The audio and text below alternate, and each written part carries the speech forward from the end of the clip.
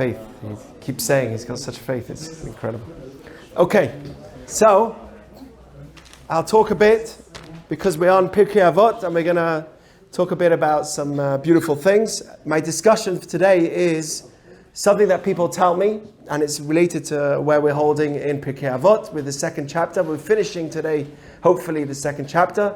Just one or two statements of wisdom, and then you guys can go home. I know you're tired and you've had a long day, but just one or two ideas of wisdom, and then you can go. So people tell me that life is demanding. What do you want from me? What do you want from me?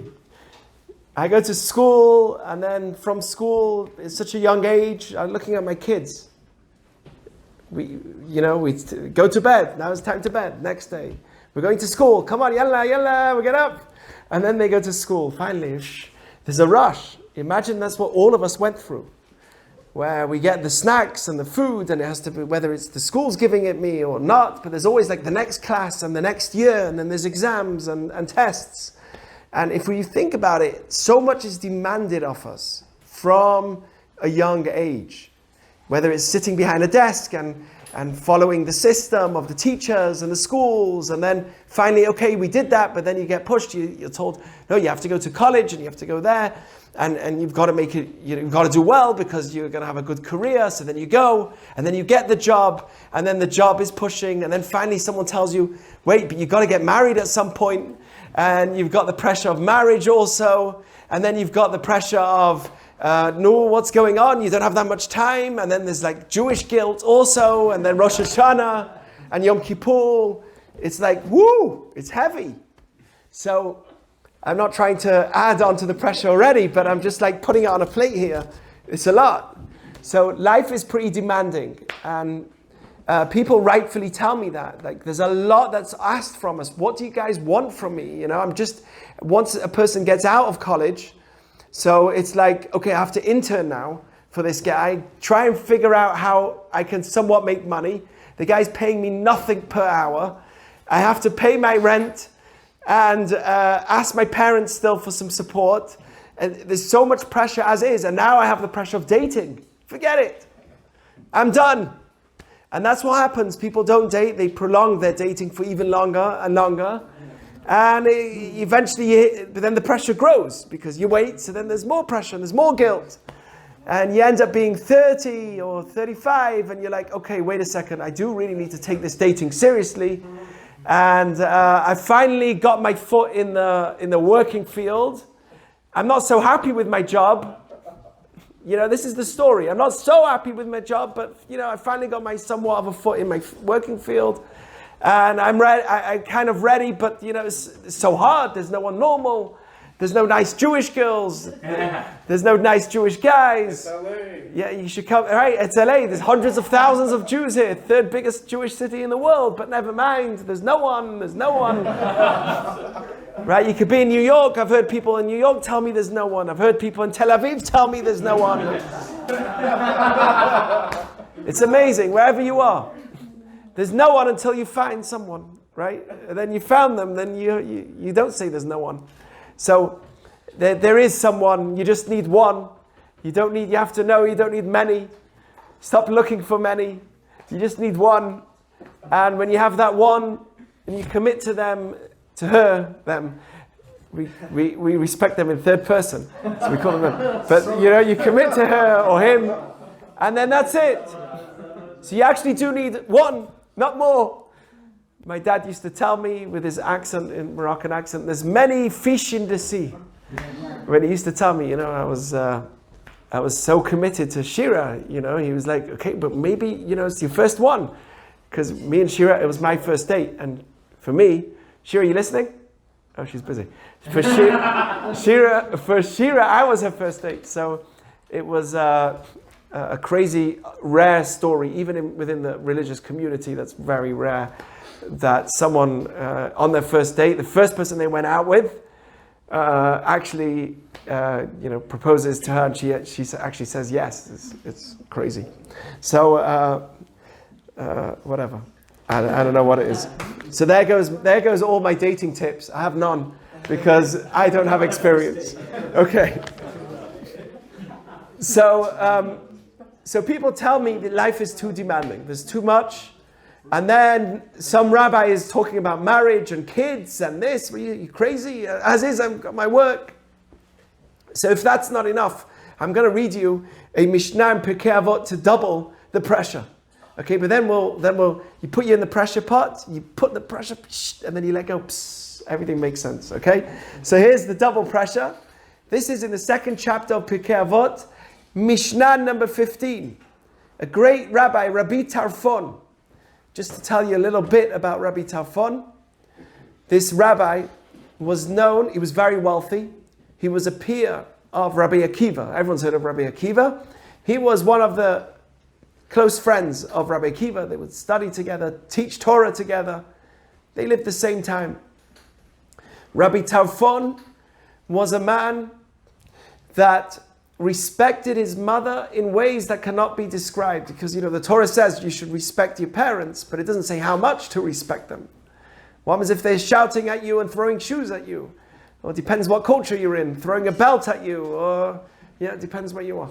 So, to what extent does respecting your parents go? To what extent does honoring your parents go to? So they said to the extent, like Rabbi Tarfon, by the way, there's no limit. Even if they shout at you, embarrass you, you need to respect them because they brought you into the world.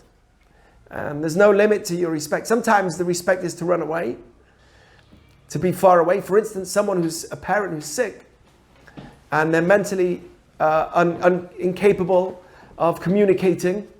Sometimes it's worse for us to look after them because that way we have to embarrass them. It's better to hire someone to do it in ways that they can hit us, or we need to force them or hold them.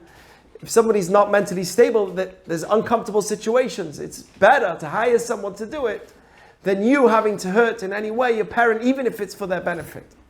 Okay? Something to know. Even a doctor, if he has to hurt his parent to help them, obviously if there's no one else, of course you should do it. But it's better to get someone else to do it so that you don't in any way cause any harm to your parents. So the Talmud says, Rabbi Tarfon, what a great rabbi. To what extent did he honor his parents? I'm going completely off topic because that's his name. I was just talking about life pressure. Now I'm going on about this rabbi who honored his parents. But anyway, this rabbi, Rabbi Tarfon, to what extent do you have to go to honor your parents? Is like Rabbi Tarfon. What was his story? His mom, when her son got sick, Rabbi Tarfon at one point got very sick. And his mom came to the rabbis of the time. There was some good rabbis out there. So she went to many of the rabbis and she said, please pray for my son. He has great merit. Besides for the fact that he's a great rabbi, he has great merit because he respects me in ways that no one else can. So they said, why? In what way?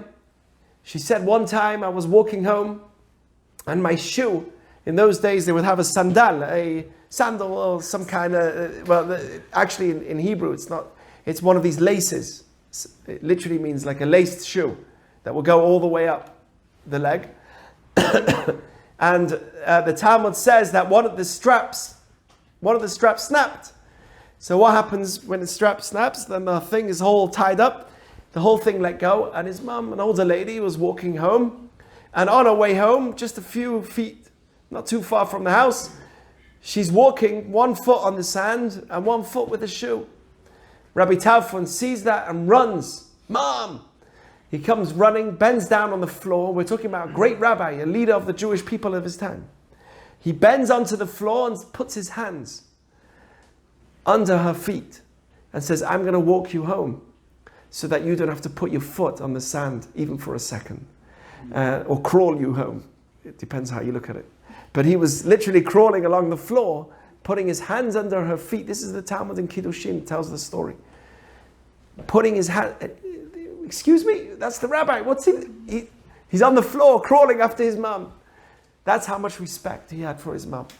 It says in the Talmud that he also, when his mom was, as she was getting older, in those they would have higher beds. As she would get off the bed, he would act as a step with his own back. He said, no, I don't need the chair or anything, I'll do it. And he went on the floor and made himself, his own body, as a step so that she can get off the bed to go to the floor. That's how much he respected his mom. So this was Rabbi Tarfon. And he says like this, Hayom Katzar. I want you to tell me what this means. Hayom Katzar, which means the day. I'm going to translate it, but I want you to explain what it really means. Hayom Katzar, the day is short. V'hamelacha meruba, and the work is many. There's a lot of work to do. V'hapoalim atzilim, the workers are lazy. V'asachar habeh, the pay is big. Ubal habayit dochek, and the owner of the house, the owner, is demanding. What was he talking about? Hayom Katzar, what's the day? Short life. The day is short. What is it? Our life. Our life is short. Why did he call it life? A day? He should have said Chayim Katzar. Right? Or Hazman Katzar. Time is short. He didn't say that. He said the day is short. Why day? Any thoughts? It's like showing how short. Okay, he wants to show that life is so short, it's like a day. It's just like, right? Okay. We also live like day to day, like. Good. We only live in the present. We sometimes think in the past. We sometimes think in the future, or try to think of a waste of time. But we only live in the present. We don't live in the past. We only live in the moment. True? Okay. Some people live in all different worlds, but at the end of the day, like they say, tachlis, you only live in the present, which is every second. Okay? Good. What else? Anyone else? Any other ideas of why the day is called life? Life is called the day. A day in the life. Okay. Why is the entire life called a day? Why is it compared to, why didn't he say life? Life is short. So the day is short. I want to tell you two answers. We're done? Anyone else? Give an answer? Why day? Yes, Izzy. Because according to the creation story, all life was created in a day. Whoa, now that's a, here's the mic. Dude, come on, let's go. So, Thanks, I'll be here all week. that is true. In the Bereshit, in the beginning, that word Bereshit has included in it the entire of creation. There's a speck that was created, according to Judaism. We'll get a little scientific, but Nachmanides says that in the very beginning, there was a speck. That's how the world eventually, there were many worlds that eventually evolved and came into this world. But it started with a small speck, that's what Nachmanides, as small as the size of a mustard seed. He was referring to something very small, even smaller. And from that, eventually came the entire world. In that speck, we had everything. Sounds a bit like the Big Bang. But in that little speck, we had everything. And that's why if you look at creation, it says, in the beginning, God said, right, Bereshit, God created the heavens and the earth. He didn't create the heavens and the earth in the beginning. Only later on did we have the stars, we had the, right, water. What's going on here? You know, the atmosphere, shamayim. In Hebrew, shamayim comes from the word sham, mayim. There is a lot of water. Right? The atmosphere is made up of gases and waters. There's fire. Earth is also made up of different, right? It's the four elements. But if you think about it, things were created later on in time also. 1 second. Right? The stars, they were created on the fourth day.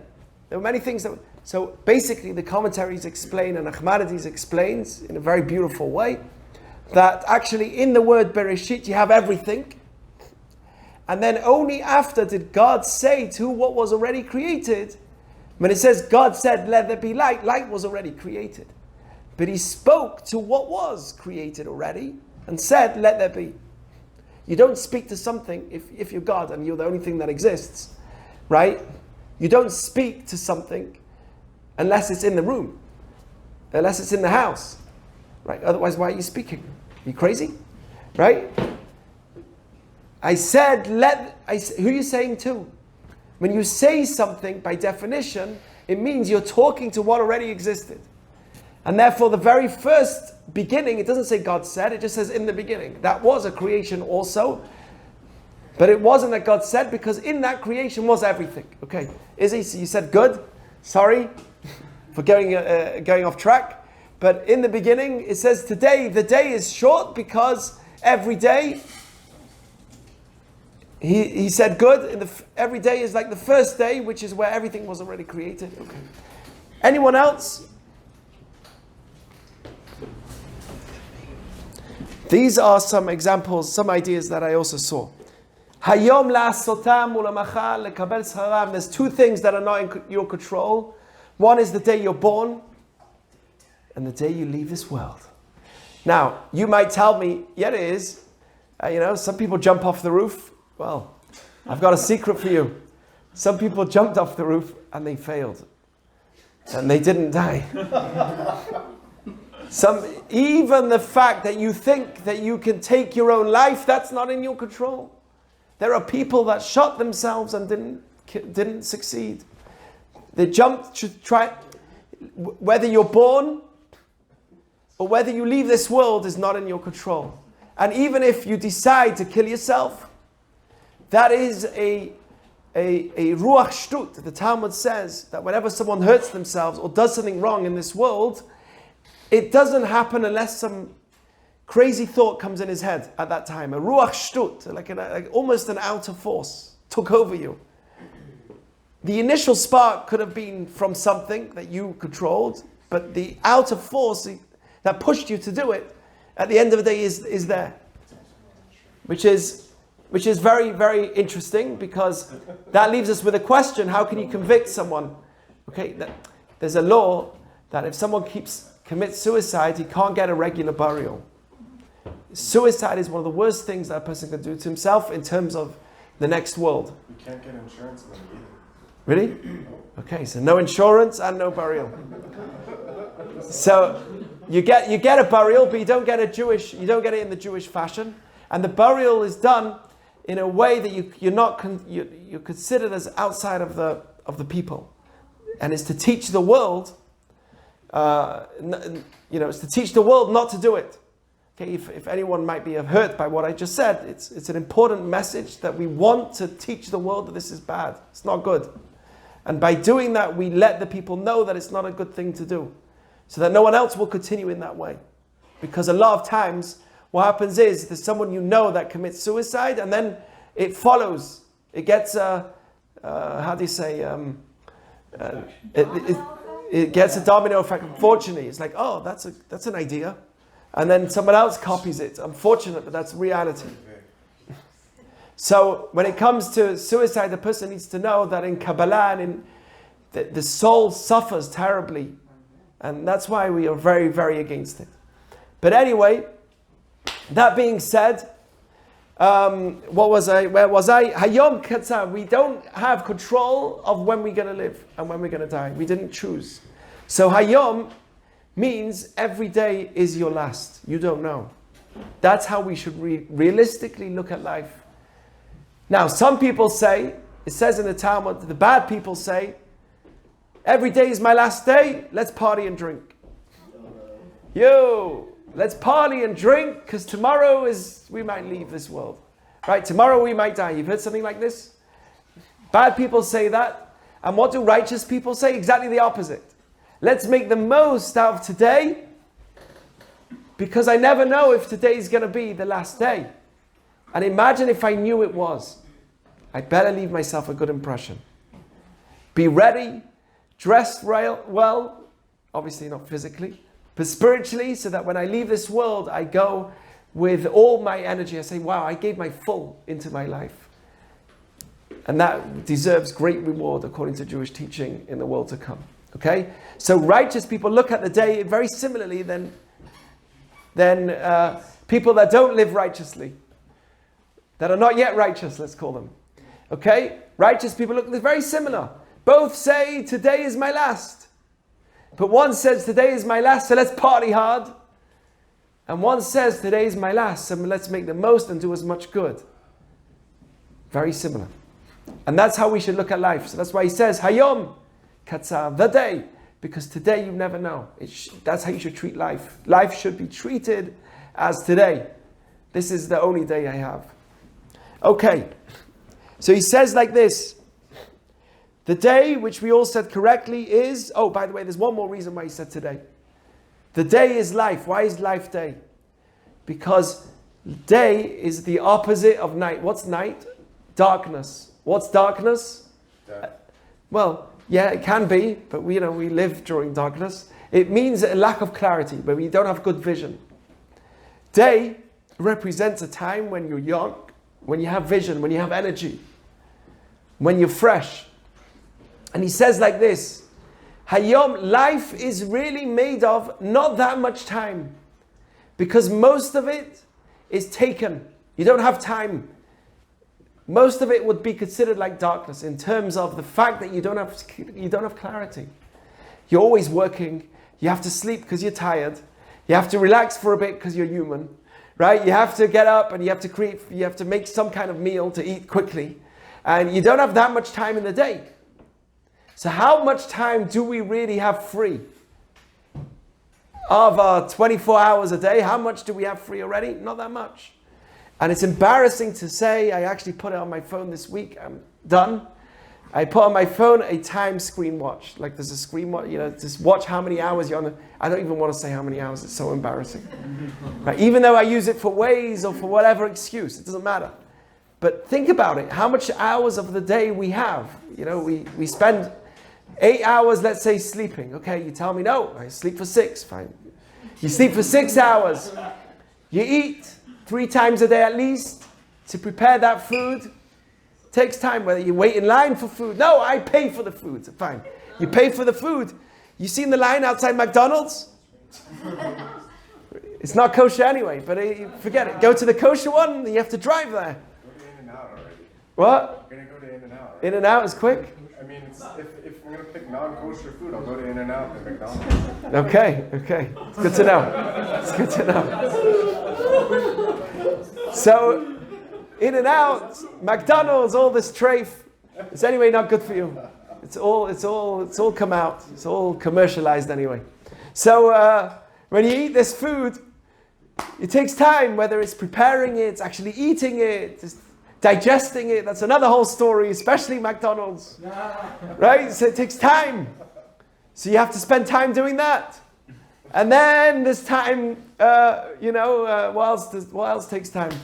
Getting ready for the next day. So, getting your clothes, getting dressed. How many hours a day do we really have?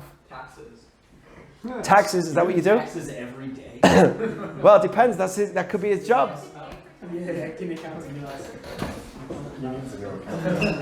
Well, Eli could tell you.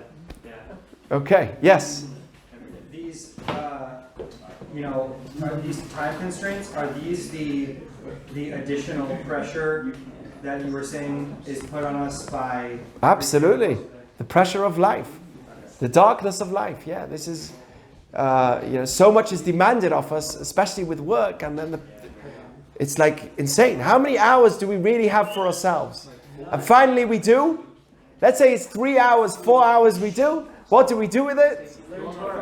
Instagram, of course. TikTok. Right? So then we spend some hours. So how many hours do we have? It's crazy. So what does he say? He says, Hayom Katzal. He says, the day is short. You hear what he's saying? He says, the day is short. The day represents the time that you have clarity. The time that you actually can do stuff. The time that you're free. That you're able to think. That time is very short. And that really makes sense. Okay? He says that time is short. There's a lot of work. What's the work? Work. Huh? Work. What work? Big money. Serving machine. Yeah, there you go. There is work to make money. Bitcoin. There's Bitcoin. What else is there? Taxes, like someone says. There's lots of work.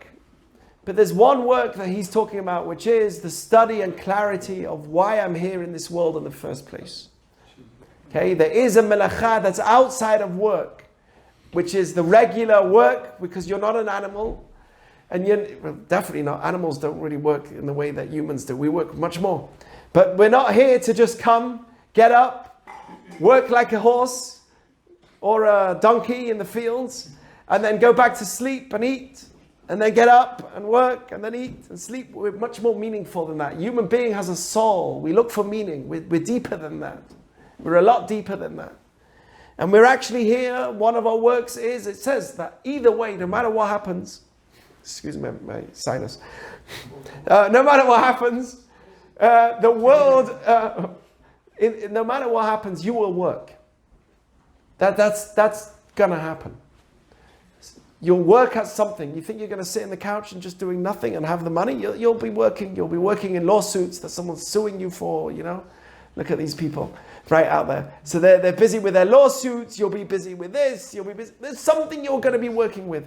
You'll get frustrated about stupid things. Whether you're working in your job or you're working at home by being bored, you will be working. It says, Adam la'amal yulad, everyone's going to be working. But there is one work that's beyond that work, and that's understanding the depth of how this world spiritually works. What am I here for? What is my purpose? Learning. And that's the study and the learning of Torah. That is the real work. So he says, "V'amalacha merubah." The study of Torah is great. There's so much to learn, so much wisdom to attain, and wisdom is something that makes us feel amazing, different than any other feeling. You can work, you feel good. It says, "Gadol melacha." Work is a beautiful thing. According to Judaism, work is a beautiful. I've spoken about this in the past. It gives you honor and respect and a sense of security, a sense of self-worth. It gives you tremendous things. They say that people that stop working, they get older. As is, you get older. You retire. My dad always used to say, "I want to work more." He still says, but he can't anymore, right? But my dad's, he's forgetting he's not able to work anymore. But when he was working, he used to always say, "I know, I'm still going to work, still work." Because if you stop working, you get older. And there's actually studies that have proven that as long as someone's busy and preoccupied, shiyamum, it says that shiyamum mevili batala, boredom and the feeling of emptiness, of no purpose, is what brings a person to feeling like the worst, empty, like I have no purpose anymore. That empty feeling of like I'm done with life, that's what kills a person more than anything. So work is beautiful, but there is a special feeling of someone who's able to sit and learn some wisdom. Learning about life, whether it's in terms of what's the truth of a relationship, how do you attain a real relationship? Just learning about wisdom. What is chesed? What is the meaning of chesed? Right? How does it work in terms of monetary things? Ben adam lechavero, between me and my friends. How to communicate, the wisdom of communication. Anything that's to do with the wisdom of living, that's especially guided by the Torah, can give you tremendous sense of satisfaction inside you. And there are ways of doing that, whether it's listening to podcasts, which are really popular today. There are great websites that you can listen to. There's one called simpletoremember.com that you should, it's simple to remember, simpletoremember.com. And you should listen on there. There's some amazing speakers that are rabbis and brilliant in terms of being able to explain things in ways that are relatable to anyone that's here. So he says that the work is a lot. And the workers are lazy. Who are the workers? Us. What? Are we lazy? Not all of us. Excuse me? I'm not. Sometimes the body, the tools that we were given with, have a tendency towards laziness. They want to sleep, right? My body, by physicality, wants to relax. Physically, I eat. What happens after I eat? I want to relax. I want to sit on the couch. I want to lie down. Some people avoid having meat during the day because that way it makes them tired. Right? The more you eat, the more tired you feel. So we work out. Afterwards, we feel energized, but then we feel tired. Everything that the human being, by physicality, the body does, it feels tired afterwards. But inside of me, my soul is not tired. You should know, my mom always says, my mind is young, but my body is old. She's right, it's for all of us. Everyone has that. Our mind is much greater than our body. The potential of what we want is so much more than what we're physically capable of doing. We're physically not capable of doing. We don't believe in the power of our physical abilities. But we should know that our physical ability is a lot weaker than what our mind wants. And the neshama, the soul, wants so much more than what we're physically capable of. So he says that the workers are lazy. It means the physicality of me, my physical self. That part of me is lazy. But the reward is a lot. And the owner of the home is dochek, he's pushing. He's the owner of the house, it says here, is insistent. He has lots that he wants from us. He says, because you know what it says? It says, V'hagita bo yomam v'layla. You should study Torah, you should always learn day and night. There are people that make a point in making sure that they spend time, whether they're working or not, they spend time in the morning studying something, and at night also before they go to sleep. Like we say Shema in the morning and at night, there's also a time where you study. So that way your mind is constantly thinking and preoccupied with ideas. So it says that the workers are lazy, which is the body, but the reward is great, and the owner of the house, which is God, he is pushing, he wants us to grow. Why does he want us to grow? Because he believes in our ability more than we believe in ourselves. That's something very important to know. In Judaism, we learn, and there's a great rabbi, when we wake up in the morning, we say, Modeh ani lefanecha, I give thanks before you, Melechai v'kayam, the king who's alive and existent, Shechazal tabi nishmati, you gave back my soul in me. This is what you meant to say in the morning. I give thanks for giving back my soul to me. Bechemla rabba emunatecha, you have great mercy in me, and you have great faith in me. Bechemla rabba emunatecha, your faith in me is great. Hashem's great in his faith in me. What does that mean? Because he believes in me, he gave me another day to live. We don't believe in ourselves. If only we believed in ourselves, even slightly, as much as God believes in us. That's how Judaism believes. It says that if God put you here, he loves you here. There was a rabbi that just passed away recently and said, he used to always say, if God put you here, he loves you here. He put you in this situation, he loves you there. That's where he wants you. Reb Nachman of Breslov says that the day you were born, the day that you were born is the day that God realized the world can't exist without you. The day that you're born is the day that the world, God needed you and said that the world cannot exist without you being in it. And when you pass, that was the time that you were in, that was it. You did your mission, but now someone else is going to take over. But the day you're here, the world could not exist without you. Without you being in it, the world is not, it has to cease to exist. You keep it functioning. So he says that the Balabai Dochek, he gives you life, he believes in you. There's a lot. Doesn't that add to the pressure? Right? As is. Now you're adding this whole Jewish thing.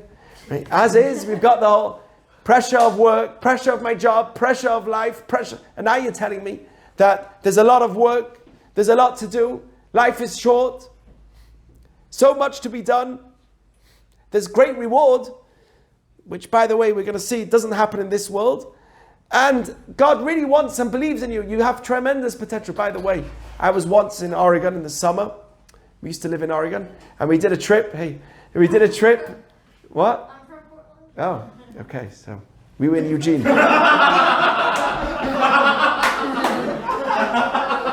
What? Did I say something wrong? Okay, I appreciate it. I'm sorry if I in any way said something. Okay. Okay, so I'm from England. Go on, now laugh. All right, so, the truth is So we lived in Eugene, Oregon. We were there for 5 years, and when we were there, we used to do like these different trips. We did a trip in some field, and there was a snake. I didn't know that there would be snakes in the summer in Oregon, but we were on this long trip. We went on a hike, and we came down. At the end of the hike, we see this snake just like right in front of us, and I'm so nervous. But there was someone right next to me who was just complaining, I'm so tired, I'm finished, I have no energy. And suddenly the snake, I've never seen someone run and move so fast. Yeah, after telling me that I have no energy, I'm so tired, the snake comes, boom, the guy's like, phew, flying. Sometimes in life, you think you have no energy. You don't realize that your body has so much more power and energy than you can believe. You think, I have no energy. You don't realize how much power you have. The snake, suddenly, after a full day of walking, I have no more energy. Suddenly they see the snake, they run at tremendous speeds. So, God understands the potential of the human being. We have tremendous potential. That's why it says, Balabai Dochek, He demands a lot of us because He believes in us. So, that being said, we are left with a big question. Is this fair? How is this fair? So much is demanded of me. What should I do? How should I look at life? How should I prioritize the things that are in my life? And as we get older, more pressure. You have kids now, so there's more, right? The day gets shorter, like we said. The time that you really have for yourself is shorter and shorter. And the darkness gets longer and longer, meaning the time where you don't have for yourself gets more and more. You have kids, and you have this, which is good. Gives you fulfillment and meaning. It changes the way you wake up in the morning. It's all good. But at the end of the day, as you get older, there's more demanded off you and the pressure gets stronger. So how do we live with this? Set boundaries. Set boundaries, good. What else does it take to live with the pressure? And he tells us in the next Mishnah, and that's how I'm going to finish off, the answer to the question. Okay? But how do you're good. Set boundaries. What else do we need to do to deal with the pressure of life, with all the things that are facing us? The dating, the work, making my own food, being healthy. Have fun. Have fun with it, okay? No, I don't know. Do fun things. Ignore it. Do fun things. Oh, that's true. That's definitely true. Get out there. It says that I've mentioned this many times, but it says that when you get out and do things on the external, it'll have an influence on your internal. When you get out there, it helps the inside. You don't feel good, get out, and it will feel good on the inside. Okay? But at the end of the day, there's so much demanded of us. How do we make sure that we juggle life right? Pray. Izzy, pray. Okay, that's good. What did you say, Izzy? What do you think? Ooh, it's a tough one. It's a tough one? Yeah. Okay. Pray is a good answer. It's not in our hands. And we're going to talk about this idea because this is where I want to get to. As you get older, what happens with all the... How are people that as they get older, they get more pressure, but they're able to deal with it a little more? Maturity. They get used to it, maturity. What are they getting used to? Life. Okay. They're getting used to life. Why is it that older people are able to juggle the challenges more? Yes? Well, first I have a question. Because I remember you taught this, if praying is more for us than it is for God, is it more of like us praying for the wisdom within ourselves? Or like how is... We speak to Hashem, right, through prayer. And we ask, hey, I really need the help and the courage to make the right decisions in life. I need the guidance to be healthy and strong, but also to find my spouse, to have time for dating. I need time for my work also, make my boss happy. There's so much on my mind. I need to be able to juggle everything. It's too much for me. Okay, you say that, and then you start thinking about it. Right? Just by sitting down and being in that space and talking to Hashem and speaking it out, that already in itself, you're facing the situation. That already in itself helps.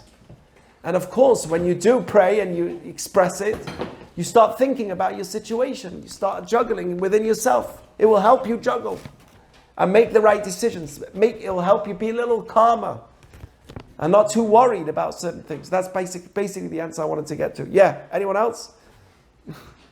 Juggling. Well, how is it that older people, as you get older, you get more pressure, but you're able to juggle the pressure? Good. You learn how to balance. You're more capable of handling, more capable of getting stuff done. Are you? When you're young, you have more energy. As you get older, your energy gets weaker. But you're right. There is something that makes them more capable. They have more experiences to build off of. Okay, they've learned more over time. Yes, they say Bala if you Nisayon. get better at something, you can do it over and over again. So just like repetitions for them doing it over and over again. That's why Okay, yeah, like you said, after doing things many times, you get to learn from the habit of and the skill of how to deal with those situations. Yes, I agree. I feel like it's like when like somebody has their first child, everything's like they're very like, oh my gosh, do you know what I'm saying? Yes. But then like after like the fourth, you're like, all right, whatever. You fell. It's gonna After happen, fifth. you know? Yeah. You go with the flow. Yeah. Good. You learn to go with the flow. To let go. That is the say. That you learn to let go. To realize that not everything's in my hands. That is the answer. You know, I found that when I get into an argument with someone that's younger, they get more fired up with their argument. You know, the college kids, that they're in college and they're fighting for a cause. Don't make big things out of little things. Yes. And don't think. As you get older, you don't make big things out of little things. You say, okay, fine, you let it go. And don't take things personally. Don't take things personally. These are the skills that people, as they get older, get. They learn to let go about the stupidities of things. I feel old. Be stoic. Yes, so what was that? Anyone? Be stoic. Be stoic. Yeah, Yeah. that's the word for it. Okay, thank you for teaching me that. Okay, yes. Anyone else? Any ideas? But you get the idea of letting go. So this is what is the problem of letting go? If you get too old, what happens to the guy, right? What happens to the person that gets too old? You're fine. It gets fine? Well, then you don't have feelings for anything eventually, right? Eventually, what happens is, you get numb. So this is what he says, Rabbi Tarfon says, and this is how I'm going to finish off. We're ending off this second chapter. Hu ya omer. He would then say, look, I gave you a lot of pressure. Life is short. There's a lot that's demanded of you. There's a lot of reward, but you know, it's the body's lazy and there's a lot. It's full of pressure. But you have to know, he used to say, Lo alecha melecha ligmor. The work is not upon you to finish. This is the answer. Velo ata ben chorin libatel mimena. But on the other side, you have to know, you are not free. You are not a free person to just do nothing. And that is how we juggle life. You have the Talmud. Have you ever, anyone here looked at Talmud? Mad amounts of Torah. It's like insane amounts. And then you've got Mishnah, and then you've got Midrash, and then you've got... How does anyone get to know all this information? It's like insane. How do you do it? What does it say? Today you do a little bit. Tomorrow you'll do it a little bit more. Every day you do it until you get to know everything. It's like the Torah is like water. Water, what is water? Many drops. Mayim in Hebrew is plural. Yud mem, yam, is the plural of things. When you add yud mem to the word, right, you've got ach, and then brothers are, ach is a brother, brothers are achim. When you add a yud mem to a word, it becomes plural. The ultimate plurality is water. Right? The ultimate plural is water because it's many drips put together. And then you have water. The Torah is compared to water. And what is water? If you add one drip and another drip, eventually you have an entire ocean. That's how we should approach the study of Torah. So what does he say? A person can look and say, it's impossible. There's no way. And I'm not smart. I'm not like the Maimonides. I'm not like this person. I'm not like... What do you have to say? Lo alechem lechalikmo. I don't have to finish it. But I'm also not free to do nothing. And that should be the approach of everybody in life. I'm going to date. I don't have to date. I know that now I'm in the period of dating. But that doesn't mean that I have to put into my dating 6 hours of my day. I have to let go. I'm just giving an example. How many are you jiggling? Two 3 girls, 4 girls, Yeah, 5 well. girls? I'm just giving, it depends. If you find the right girl, it could be 6 hours on the first date. If it's the right girl, it could be. It could be one date for 6 hours. Yeah, there you go. Come on, man. When it says you don't have to finish it, what is the, I'll tell you this. The greatest catastrophe is when someone says, I give up completely. Dating doesn't work for me. I'm done. I'm not dating. I think dating is ridiculous. I'm out. I'm just focusing on my job. That giving up is a mistake. That's the big mistake. What do you have to say? I'm going to put in my bit. I'll put in my bit when it comes to work, but I still need to sleep. I need to be human. I'll put in my bit when it comes to dating. And I'll put in my bit into learning. Every day I'll learn as a little bit. And when a person does that, you get to become great. And that's what he says. You don't have to finish everything. Lo alechem lechag. You're human. You're limited. You're human. You don't have to finish it all. But no, you're also not free to say, I give up completely in life. And I see that language a lot. People tell me, I think marriage doesn't work. I give up a marriage. I don't believe in marriage.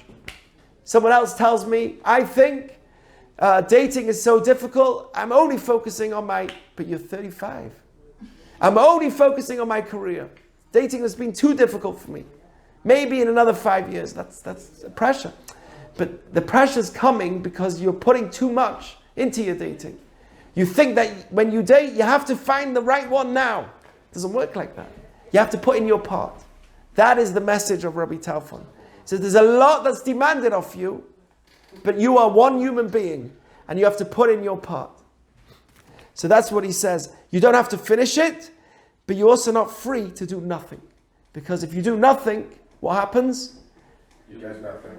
You really get nothing. You get zero.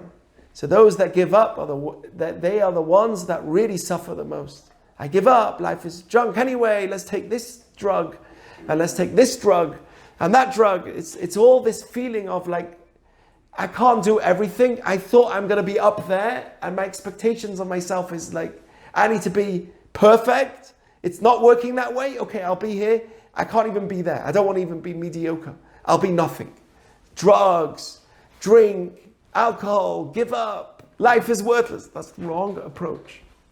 The right approach is, I'm human. I have 24 hours in a day. I need to live. I need to eat and sleep. By the way, someone who works to a point where he doesn't go to sleep normally, doesn't eat normally, doesn't drink normally. I'm talking about water. Doesn't live normally. Then that person is overworking. Then he's doing too much. He thinks that it's upon him to finish. Not good. He's putting in too much effort and is not using his right sense of balance. Because as a human being, you have to also learn. You have to get some wisdom. As a human being, you have to sleep. You have to breathe. You have to be healthy. There are a list of things. So what do? I need to work out. I'm telling you, I could work out a lot more. But I don't. I don't have the time. But I still don't give up. Okay, this is me promoting myself a little bit. But I still don't give up working out. Every day I do it for half an hour, 40 minutes. And I do it every single day without fail. I do not give up. So it's hard. And I know that when my workout is not going to get me anywhere. But I also know that if I didn't work out, I'll be like, psh. So at least, okay, I'm like this. I'm not perfect shape. Okay, I'm just giving an example of something that. But that is his statement. He says that, yes, there's a lot that's demanded of you, but how do you deal with that? Know that you're not commanded to finish everything, but you're also not free to say, I'll do nothing. Okay, and he says, if you did learn a lot, know that, and you did grow, and you did push, know that you'll get great reward for it. You are the owner of this house. Neman hu bal melachtecha shishalem secha. He's loyal. He'll pay. He's the creator. He knows exactly what you do. He's the creator of the universe. And he's loyal and he'll pay you for what you do. You will get the rewards. And also, finally, he says that you should know that the reward for good also comes to you in the world to come. Mainly comes to you in the world to come, not in this world. Okay, there's a lot to say about that, because when you do good in this world, you can't be rewarded in this world for it. It's like a child that has a lottery ticket and he doesn't know the value of money. So you go to the child and you say to him, hey, look, you give me that thing that you have, that paper in your hand, and I'll give you a whole bag of candies. You take the candies, I'll take that paper in your hand. It's a lottery ticket, you got, right, $500 million, or whatever it is. He says, here, take the candies. And he says, yay! Takes the candies. Is that honest? Is that right? Of course not. He doesn't know what he has. So that's how it is in this world. We in this world are in a world that is temporary. It's like a dream. What's a dream? You dream, suddenly you're in this ocean, you have a yacht, you have a beautiful house, you have a mansion, and then you wake up. How do you know you're not in a dream? You wake up, you say, wait a second, I don't have all that. Well, that's how it is with life also. Life is like, it's all the physicality that we have is temporary. So we can't be rewarded for the good that we do, that we choose to do, in a temporary world, because it's not long term.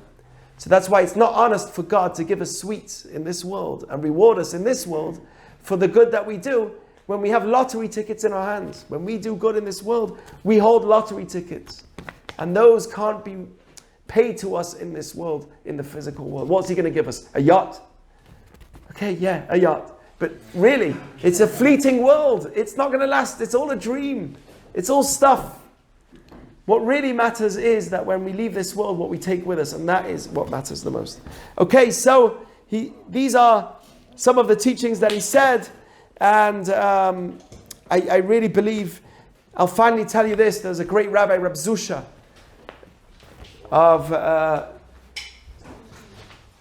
few hundred years ago, and he used to say, a Hasidic master, he used to say, when I leave this world, they're not going to ask me, were you Moses? They're not going to ask me, were you Maimonides? They're not going to ask me, were you Eitan? They're not going to ask me, were you this one? They're not going to ask me anything. They're going to ask me, were you Zusha? Were you the you that you could have been? Did you put in the effort that you could have to be you? And that is what they're going to ask me. They're not going to ask me to be anyone else, just to be me. And that is the statement that we just learned. Lo alechem lechalik mo. You don't have to do everything, but you're also not free to do zero and nothing and give up completely. Okay, I hope that inspires you. And